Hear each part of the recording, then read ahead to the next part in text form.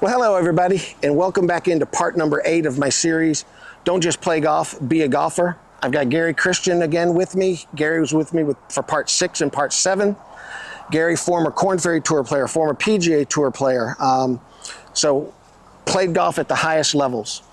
We've talked about fundamentals, we've talked about short game. Let's talk about strategy in playing the golf course, okay? So we're gonna jump into tee shots, where to aim, those types of things, the thought process that goes to it, and then aiming into the greens. Okay, great. I got back home from being in Birmingham, drove back to Mobile, and was reviewing all of the videos, and I made a mistake in one of the videos. I forgot to push the record button. So I want to fill in what was missed right here. Gary and I started talking about strategy of playing holes, and I went back to what he had said in one of the previous videos about how he couldn't reach the majority of the par 5s in 2. That he just wasn't long enough out there on the tour. He wasn't one of the bombers to get the ball on the green in 2. So he had to strategize the way that he played the par 5. And so what I was asking him was, you know, what was the goal in your strategy? Did you start with, hey, where do I want to play my third shot from? You know, did you go look at that par 5 and say, okay, I want to play my third shot from 40 yards. I want to play my third shot from 75 yards, wherever you wanted to play it from. And he said yes. So I referred to it as we got to play the hole backwards. So we got to look at the green. Where do I want my third shot to be played from? What distance? Then once you figure that out, it's like, okay, well then what distance do I want to hit my second shot to get to this point? And therefore you then get back to the tee and go, well, hey, I don't have to do that much off the tee. I just kind of need to get it down there. Exactly. And I want to give myself as much wiggle room as possible, even though I was a very good golfer and I was a very straight driver of the ball. Aiming it in different spots made the tee shot a little bit harder or a little bit easier. So I see that a lot with people. They aim in the wrong place. They bring trouble into play. And as soon as you see trouble, you usually steer away from trouble and you mishit it and you put yourself in even more trouble. So you were a fader of the golf ball. Okay, so if you were playing this tee, if we look out here, we've got a bunker down the left-hand side, a hill down the left-hand side, looks like there's a creek down the right-hand side. Which side of the tee box were you teeing it up on? I'm always going to be on the right side of the tee box, so that gives me a better angle. I'm pointing to where I want the ball to start. Yep. Makes the fairway wider. Makes the fairway a little bit wider, yeah. I mean, that's the easiest thing. Again, low-hanging fruit. That's right. We want to make this as easy as possible. If I'm a fader, I'm all the way over here, I'm kind of pointing across, basically pointing to that creek. And it works vice versa. If you're a drawer of the golf ball, you tee up on that left-hand side, it makes that fairway bigger. What was your thought about aiming into trouble? Did not want to aim into trouble because, as I said, it's just a natural human reaction to steer away from trouble. Yeah. And so, I would do everything I could to aim to a spot where there wasn't trouble. And if that meant hitting a 3-wood or a 5-wood off the tee to allow me to aim a little further away from it, I'll have a longer next shot in, but I've been down to make a more confident swing because I'm not pointed at trouble. So for you that weren't a bomber, how important was getting the ball in the fairway? Well, it was crucial for me because I knew that if I wasn't driving it straight, I didn't have the length to overcome crooked driving. Now, the bombers can hit 7 fairways around and still shoot 65 because they're 100 yards from the green in the rough, whereas I'm 150. If I'm in the rough from 150, I'm at a huge disadvantage playing on the PGA Tour. So for all of y'all that are watching, that fairway is even more important to you because you don't have the skills to overcome the rough all the time. You don't have the skills if you drove it into the trees to get out of the trees and still give yourself a chance at par. So even as Gary said, if you have to take a 3-wood, if you have to take a 5-wood, if it has to be a hybrid, some club that you know that you can get that ball in play is going to make the game a whole lot easier. Absolutely. I mean, the best example I had was I played the Farmers Insurance Open at Torrey Pines. Yeah. Now, the rough's about that thick. Yeah. It's 7,600 yards long. The ball doesn't fly very far because it's early in the year and it's cold in the morning. Right. That is not a very good setup for me. So I have to hit the ball dead straight. Now, that was maybe one of the best cuts I ever made on the PGA Tour because it was the hardest possible setup I could have. Yeah. A very long course with very thick rough where the ball didn't run. And so I just knew that if I hit it an 8-iron, I could get it out the rough and hit it, maybe 130 yards. Tiger Woods could hit a wedge and pitch it on the green and stop it. So I was at a disadvantage there. Now I was at even more of a disadvantage if I had a 5-iron out the rough because I didn't have the speed to get anything out there. So I would have to hit an 8-iron out the rough and hit it 120 yards, whereas Tiger could hit a 6-iron out the rough and fly at 200. Right. And so I had to hit it dead straight, and that it kind of mirrors what you would see with amateur golfers being out of position and just not having the skill set to be able to then advance it to the right spot. So therefore, a strategy for playing the golf course, having a plan for playing each hole was very important. I hit about 85% of fairways that week. Yeah. And I wasn't hitting drive a lot of the time, and I couldn't reach some par fours because I was hitting a 3-wood in play, but I knew I could rely on a short game to have 2 shots in front of the green where I could chip it on and make par, as opposed to trying to fit a driver in a narrow part of the fairway, not being able to advance it if I missed the fairway, and then having 100 yards of my 3rd shot. So you just said something that I'm going to dovetail back into our last segment of this, part number 7. You knew you had a good enough short game to make a par if you missed the green. Absolutely. I think this is subconsciously, you said subconsciously in these series a couple of times, with most golfers, they know their short game's not good enough. And therefore, they are always trying to hit driver. They're always trying to overcome that lack of short game with distance. They swing too hard, they get the driver out of control, and their scores go up. You knew that you had the ability, hey, this par 4 is 500 yards. I'm not going to get there. I've got to play into the fairway, I've got to play down to the green, and I'm going to use my wedge and my putter to make my par. Where I could, at the worst, make bogey. Right. But take double bogey out of play. Because if you get out of position on a 500-yard par 4 and then you hit a poor second shot, you may not reach the green in 3 on a par 4. So that is a similar kind of feeling to maybe a 15 handicapper, kind of the average golfer, who finds it very hard to hit 2 good shots in a row. Right, and you just said you're taking double bogey out of play. All of my students come in, well, if I just wouldn't have those blow-up holes, you're causing the blow-up holes. Yeah. The blow-up holes just don't appear. They just don't magically jump on us. Logically speaking, if you can shoot 90 with, 6 pars and, some pretty good play, but you still shoot 90, logically saying you're playing too well. Your game is too good to shoot 90. Exactly. Because you put yourself in a position to shoot 85. Yeah, you had the ability to make a third of the holes you made pars. Exactly. Yeah. So you shouldn't be making doubles or triples if you think your way around the golf course. Exactly. And there's certain holes that just don't suit your swing or suit your shape very well. So that's when you've got to be a bit more strategic. If you're a big cutter of the ball and there's a big tree off the left edge of the tee and you're going to be aiming at that tree, well, driver's maybe not the play. Maybe you aim away from it with less club to get it somewhere in the fairway where you can't go through the fairway. And now you can advance it to a spot where you can make no worse than 5. And most of the times that's going to be one of the hardest holes in the course. And that's the beauty of a handicap system. You can make a net par, which is going to be just fine. You said the handicap. So when you were playing the tour, there were guys that were scratch players and you weren't a scratch player because of their distance. You were at a disadvantage because of their distance. You had to think your way around the golf course to make the cuts and to make checks and all of that stuff. It's great. We're going to finish up with talking about hitting into the green. We're going to move just a little bit. We're not going to be able to go down into the fairway. It's a Sunday afternoon. They're busy here. But we're just going to move up one set of tees and we're going to talk about aiming into a green. I like it. All right.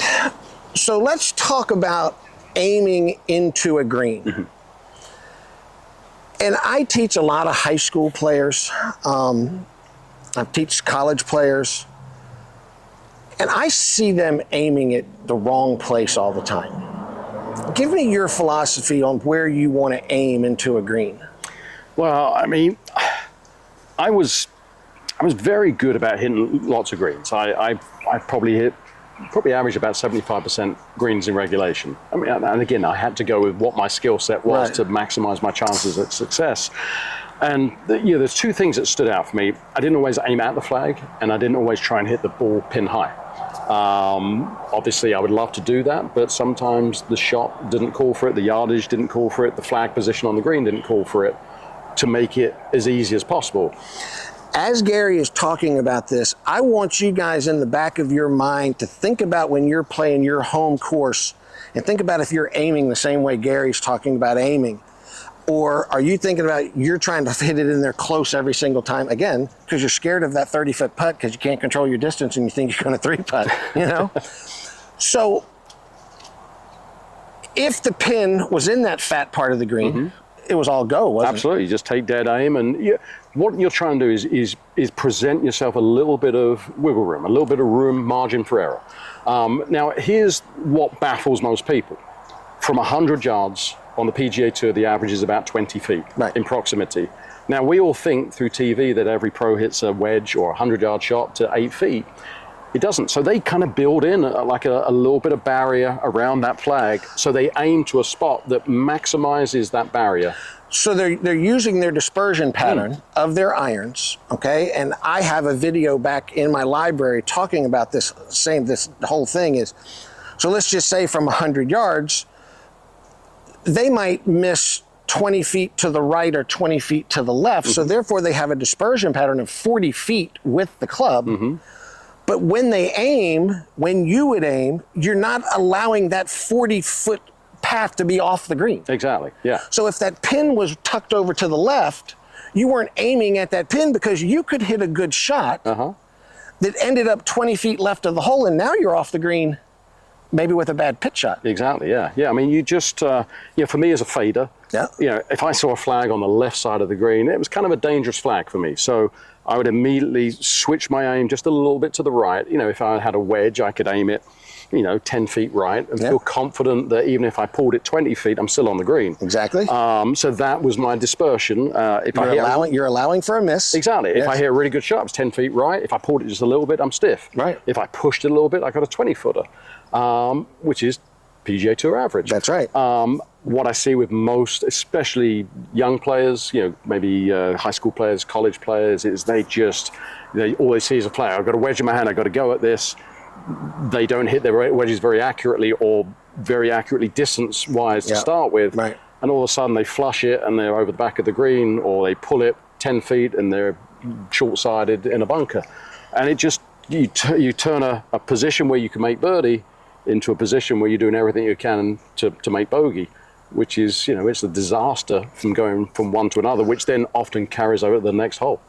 When you were standing in the fairway hitting a shot into the green, were you aware of the place that you just could not miss the ball? Yeah, so as a pro, my practice rounds were not about what I scored in a practice round. My practice rounds were to go around the green and look at every short side where I could not get the ball up and down, or if I did, it would be an almost impossible up and down.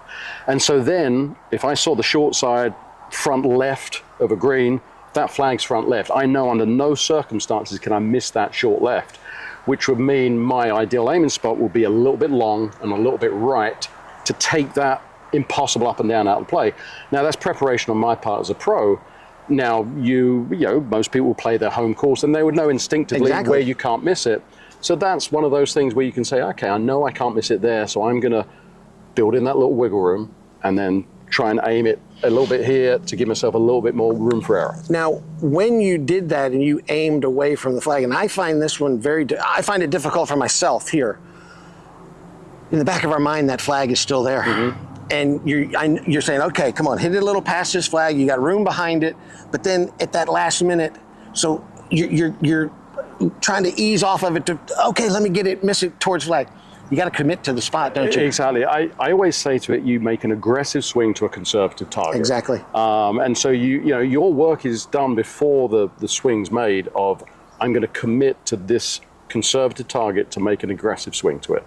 And I mean, as a pro, we talked earlier on about my mental training. Yeah. I would visualize ignoring a flag and visualizing like a neon yellow flag in a different spot in the green and being drawn to that. And that's how I train myself to be able to make a confident swing away from the actual flag.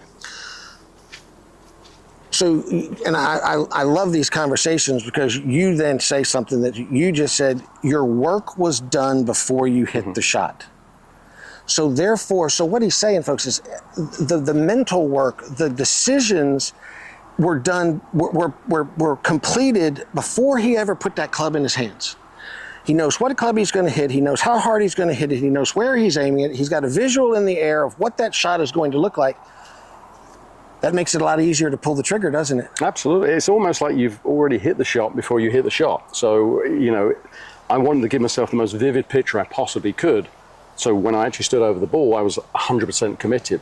And when you're 100% committed, you can make a more aggressive, committed swing. Yes. If you stand up there and say, I don't think it's the right shot, you're going to make a steery, not a very committed swing, and it's usually going to put you in a bad spot. I want to go back to one last thing before we wrap this up. And when you talk playing with the pro-ams, with the amateurs, and I see this all the time, that they're aiming in spots that are above their skill level. Mm-hmm. Yeah. Everybody, you guys all think you're better than you are. And I'm not telling you you're a bad golfer. Hell, I think I'm better than I am. But we all think that we're going to hit a good shot. Mm-hmm. We all think we're a little better than we are, so we take some risks that we shouldn't take. You have to be able to assess your skill level honestly to allow yourself to make better decisions. Do you agree with that? Well, and it changes day to day as well. I would always turn up hoping for plan A. Yeah. But I would prepare for plan B and plan C. There were days when I was not swinging the club that well, and I had to find... You had a dodgy back for a while, exactly, too. Yeah. Sometimes you show up and that back wouldn't be feeling that great. Yeah. So I would have to, reduce my expectations for certain shots where when I'm playing well, I could take that flag on. Well, today my swing's not quite where it is. The swing changes day to day, so I'm going to have to make a more conservative plan to play this hole and probably to play the whole round. Sometimes the swing would all of a sudden switch back on and then you could readjust. But I think most people have the mistake of almost playing golf a little bit sort of childlike of, what 8-year-olds are like. They've never seen a 15-foot putt they can't make. They've never seen a hole they can't take on because all they remember is the best shot they ever hit. Well, that's what I was going to say. It's that, this one time I hit this 7-iron 155 yards and I hit it 5 feet. Yeah. Well, now they think every single 7-iron they're going to hit it 155 yards and 7 feet, to 5 feet. That's just great stuff right there. Talking about changing every day is a little different. I can't tell you how many times I've had a student, whether it was a junior or whatever, gone and played in a tournament, come back, they haven't shot the score that they wanted to shoot, and then you kind of start going through the round. And, well, I hit 3 balls out of bounds today. Mm-hmm. Okay, what club did you use on all 3 of those? Well, it was driver. Okay, did you ever think about putting that driver away?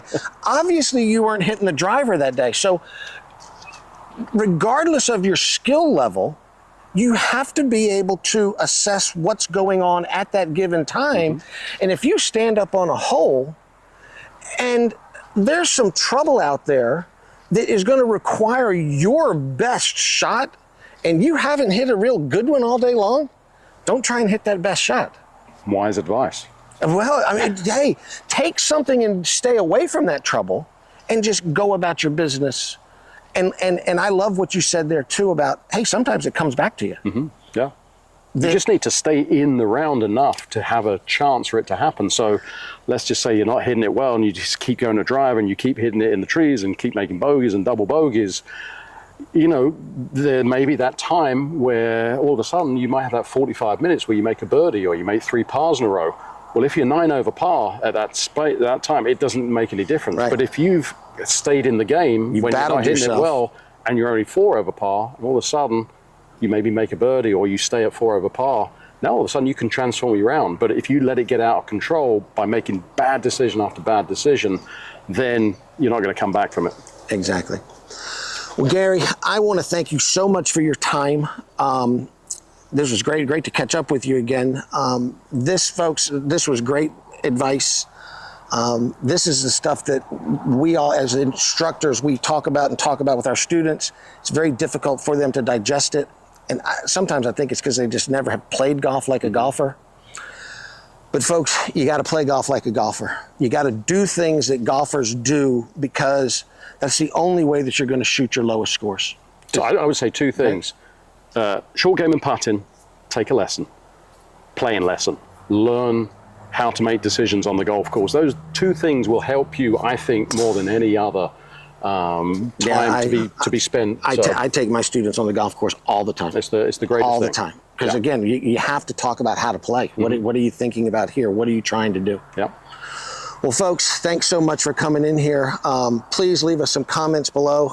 We'd really like that. And Gary, thanks again. I enjoyed that so much. Always a pleasure. It was Thanks, great. mate. Cheers, y'all.